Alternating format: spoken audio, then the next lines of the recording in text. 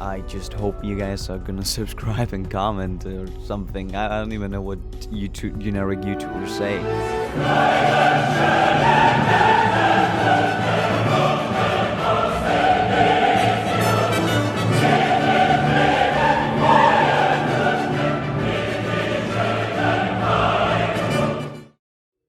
Stalker only was a micro-terror, a bunch of quick taps, and not fun. Yep, here we are. Once again, rules right here. 1, 2, 3. Boom, they're gone. Now, let's get into this. Full Aya is usually a really easy mission. You get a huge army made out of zealots, colossus, stalkers, and immortals. Sadly, we only get granted around 5 stalkers, so we have to do a slow grind. Pulling enemies in and using the spawn allies, mothership, and photon cannon to clear out these circlings until a better position can be made. Slowly grind across the map, kill a lot of circling spine crawlers, hydralisks, and roaches, and pray to God there's not going to be a baneling just underneath you. When the hybrids spawn, you have to do a lot of blink micro, and you cannot lose a single stalker. Every stalker you lose makes your chances of coming out on top drastically go down. You have to focus fire on the hybrids, hoping that you can kill them before they make too many casualties on your stalkers. And also, every time your stalker begins going down to whole damage, you have to blink them in the back so that they will not die, and you can preserve that extra firepower for those hybrid reavers, which can just shred your stalkers. It is really important not to lose them, because they have been buffed and they are really strong. The Growing Shadow. This mission is really easy, for no other reason than not using stingy zealots. You know, it's kind of the same mission, just no zealots, which doesn't really change the game all too much. You have to, of course, micro your stalkers. They die to AoE very easily, which the Ultralisk has as an example. There's also some banelings once in a while, but you know, it's pretty easy and it's overall a really easy mission and quite relaxing after the last one, which took around an hour or so. Spear of Verdun is a bit more tricky. We have to activate 5 power cells, which are all very well protected. For each activated cell, Amon sends an attack wave of either Nidus Worms or Warp Prisms, which could spawn in many Protoss units at once. So we decided to destroy the power cells at the same time to avoid these attack waves. Although, we are now met with a question. Since we have unlocked the Spear of Verdun, is it allowed to attack? We say yes. It may not be true Stalker only, but without the Spear of Verdun, it quickly became apparent it was not going to be possible to do this run. Sky Shield. When we have the Spear of Verdun, we get better stalkers. We can now regenerate shields when blinking. Without that, this would genuinely be impossible. But moving on. The shield generation is not the mission. Sky Shield is run off 5 generators. These 5 generators are in the hands of the Mobius Corps and we have to retake them. Now, it's quite simple. The stalkers are, well, they're stalkers. They're very good at blinking in and taking out enemies. So slowly grinding yourself over to these would be the best thing to do. The only problem is the fact they have siege tanks, force, and many other units. So you have to attack in group to do this. If you do it alone, it will not be possible. Or well, the early game it will be possible. But later on, it becomes pretty apparent that the defenses are just too tight. Brothers in Arms is a fun mission. A shockwave every 2 minutes gets blasted from the artifact, which Amon is currently controlling. Our allies, the Terran Dominion, is unable to defend themselves in this time aspect, but so is our enemy.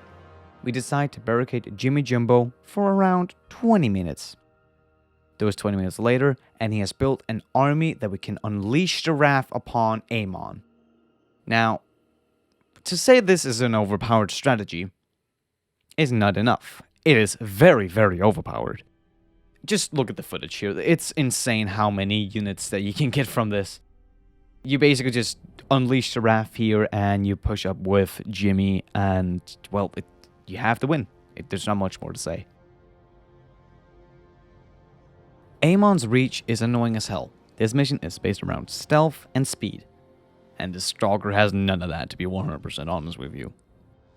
As the first Void Thrasher spawned, you have to get some Stalkers out to deal with it. A little bit of Vico is allowed, but not too much, because the next Thrasher is closer to the deeper city and it had to be fought to reach. Now, you have to save the convoys, meaning you cannot take too much damage from these Void Thrashers, so you have to deal with them as fast as absolutely possible. Sending in Stalkers for where the Void Thrash is going to be spawning is very, very crucial for this mission. Last Stand is the most painful mission in the entire Legacy of the Void, Stalkers only. Why? Well, we have to defend until 1 billion Circ. Banelings and Abominations will attack us in big waves, and if not properly handled, meaning, well, the mission is lost and we have to restart. My friend Toxic, who can't micro, well, that makes it pretty painful now, doesn't it? Shield batteries and having a big army of Stalkers is very crucial. Using your gateways to block off the temple as you're charging it up, which is really, really crucial because you're not gonna survive this mission. You're going to lose, and that's just how it is. But you can hold on until that it's ready. And then you can win. There's no holding on. It's impossible. We tried. Just go for survival. That's all. Forbidden Weapon is an interesting mission. Once again, a time mission. A race against a mothership death beam. Trying to destroy the technology vault before we can reach it. Slowly pushing and grinding through this mission is super important, but an economy is also really, really necessary. Now that we have the deploy pylon, we can get Stalker reinforcements anywhere, but one issue came up. The Tal'Darim has their campaign units, which means they are even stronger. And not only that, they have unlocked the Vanguard, which is able to almost one-shot 9 Stalkers in one hit. They have to be dealt with immediately, and if not, your army will suffer heavy casualties. Near the end, when the warp prisms do spawn to activate the photon cannons, go in, kill the vanguards, and go for the cannons then. After that, you can begin focusing on other units, but it's very important to keep your Stalkers distant from the vanguards.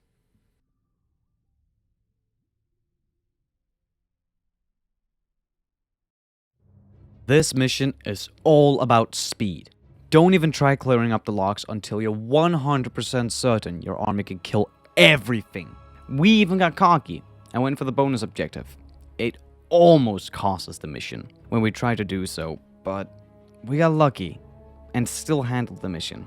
It's all about speed and strength. And a lot of Stalker Micro. Really, just a lot of Stalker Micro. Especially under the attack waves which come. They are absolutely shredding your units. A bunch of Marines, a bunch of Marauders, a bunch of Goliaths. They're absolutely insane. And you have to be so careful you don't die on this mission. Especially on the locks. And especially with the attack waves.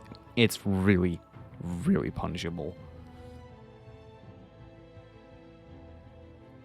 No Stalker mission, but it was actually surprisingly hard. We actually had to restart a few times because, well, it was way harder than we thought it would be. Either way, on to the next one. Harbinger of Oblivion is a heavily timed mission. No waiting out until you have a big army. Attacking alone is suicide. Wait until Kerrigan builds up her army. The co-op makers has been so nice to buffer, which helped out a lot. Those circlings, roaches, hydralisks, even sometimes ultras, tanking, some hits saved the lives of countless of Stalkers. The attack waves are not any better on this mission. Sometimes we could see 10 plus hybrids shredding our army. The best way to handle these was to kite them over to Kerrigan and let her deal with it. Which, well, it worked, but it would delay the attack waves as well.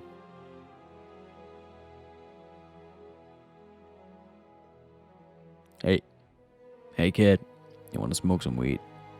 Well, it's purple, but it still works. Oh no, now the purple weed is trying to kill us. Who could have guessed? Jokes aside, and cringe aside for that matter, this mission was pretty easy. Yet we needed to restart 2 or more times to really get the flow of defending against these.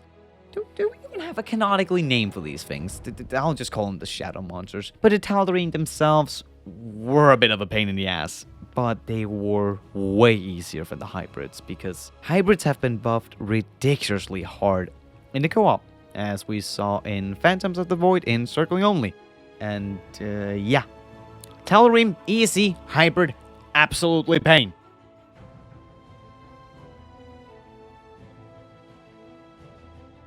Rockshear! Rockshear! It's an easy mission. Right. Right.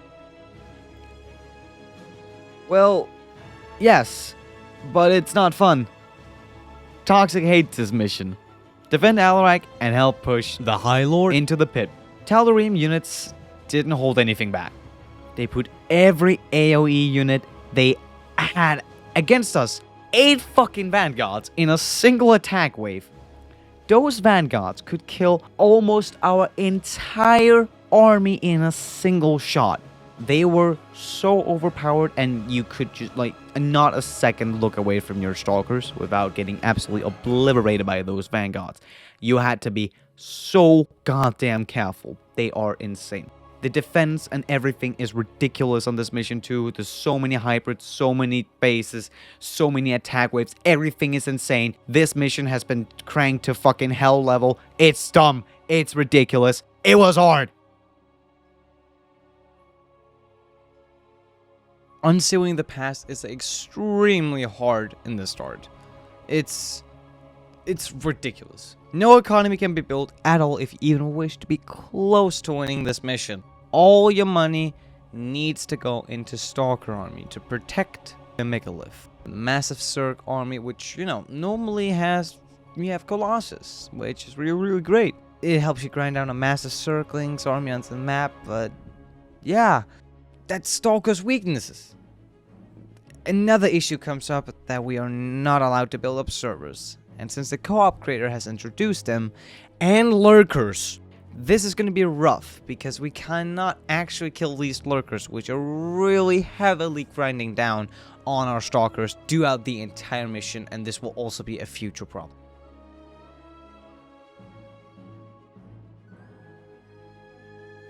Purification is ridiculously hard.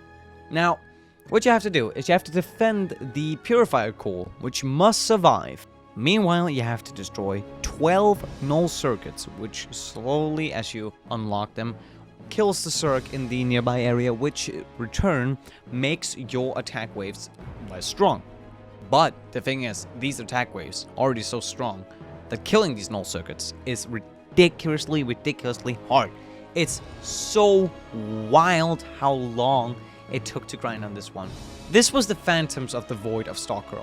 I'm not even kidding. Like, it was not hard as Phantoms of the Void, because, you know, we kind of beat in like 3 days, I think. But it still gave that challenge. It was just, is this even possible? Now, it was possible, but the issue with this one is that there is corrupted versions of the purifiers in this mission because of the co-op, and that is just really rough to beat, especially when they have like the same stalker size army that you have. That's hard to beat, especially when they have the energizers and we don't. So a lot had to be done, and we had to be real careful how we played. But it turned out great, and we did end up winning.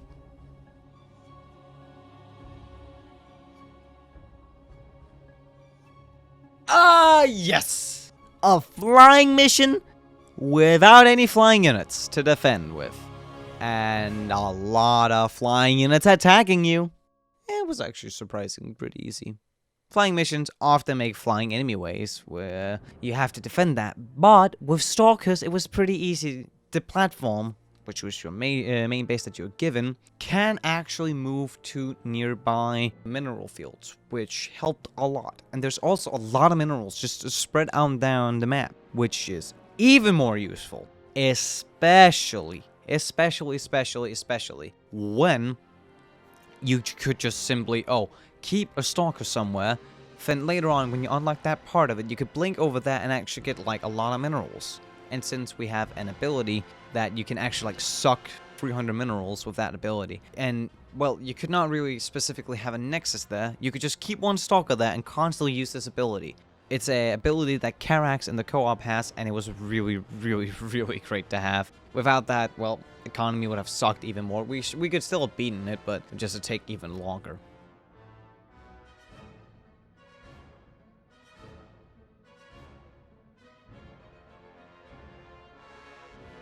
Templar's return. Right. It doesn't have any stalkers, so ooh, Probius. Yeah, Probius in this mission. Very cool, you guys co-op makers for making this. This is really cool. Generally enjoyed that. But no stalkers. The host has gotten a big rework. The location should now clear for your allies. Now send enemy attack waves. So clearing these fast is gonna be very, very crucial for this mission. As the first attack waves has been cleared and the time stop is ready, the first void shard must go down. If you do not do this, you're gonna get overwhelmed by attack waves and having no good position to defend these attack waves in. As you kill the first void shard, grinding down on the first clearing zone is important, since it actually sends out zombies, you know, infested marines, infested civilians. And the issue with these are, there's lots of them, and stalkers don't deal any AoE nor fast attacks, so they're very, very slow to kill. Continuing a grind like this is how you should be done. Not taking any chances and playing safe is extremely important and should always be in your mind. Use the allies to your advantage because they have been buffed, just like with some of the other missions where your allies have been buffed. Now, the attack waves here is actually pretty freaking good. I must admit. As an example, the purifiers have a lot more to like give, and the same with Vorazun and Alarak. Their attack waves are just actually worth it. And having that little extra push from these guys is really, really, really good. I can just like I cannot describe how crucial it was for us, because those, like, yes, we had time stop, but how would it be fun to just constantly time stop each and every void shard? No, that is just a bit overpowered. But you know, sometimes it was necessary, since well, this mission is as close to impossible without that. But yeah, we beat the mission, and it went pretty well, and salvation is ahead of us.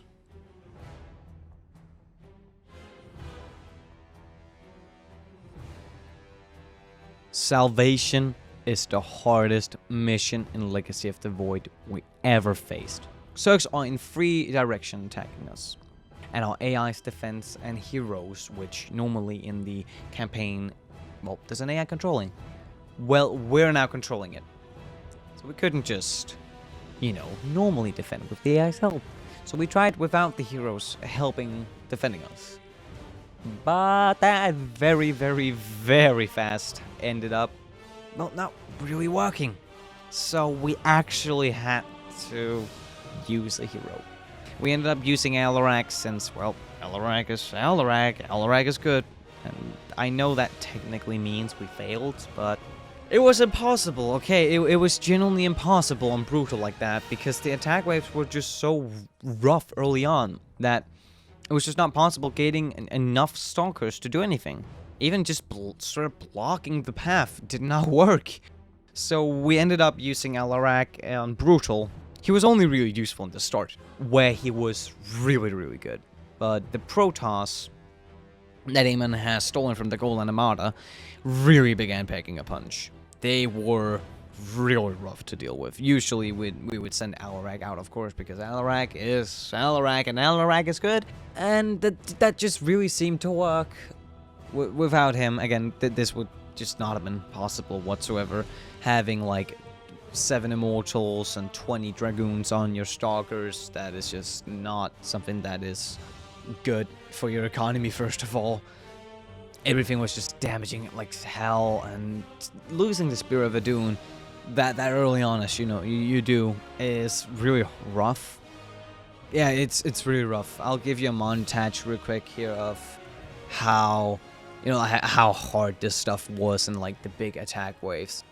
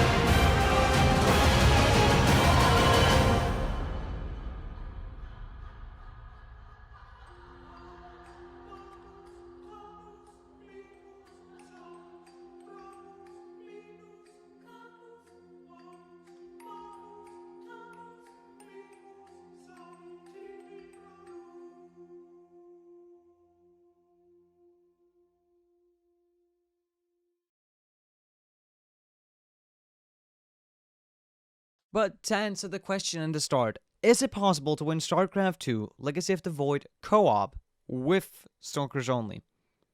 And having the Spear of the Dune. Plus / mission hero.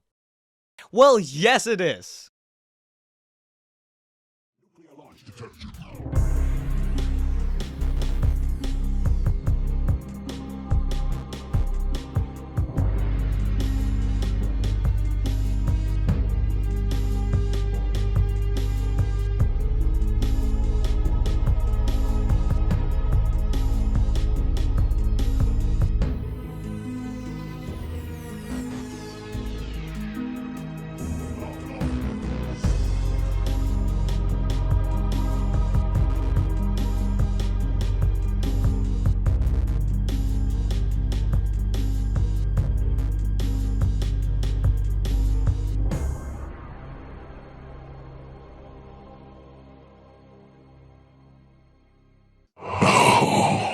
They shall suffer.